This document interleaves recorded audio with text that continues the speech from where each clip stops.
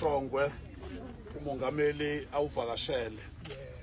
Ninenhlanhla kakhulu ke namhlanje babushongwe ukuthi nivakashele uMongameli namavolontiya. Uyena uMongameli ohlela umbona ku TV namhlanje umbona ngamehlo.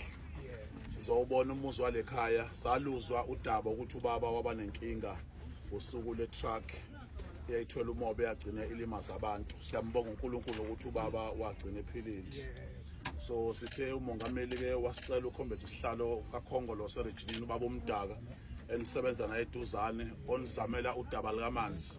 Wathi uyacela uMongameli adlule nasemzini wakaShongwe azobabona nje. Siqale phezulu emzini wakaMatha sambona uGogozi wasethi uMongameli cha singayeki umuzi nalo wesibili akade ukushiwo sifanele siwenze. So sizokwenza lokho nje.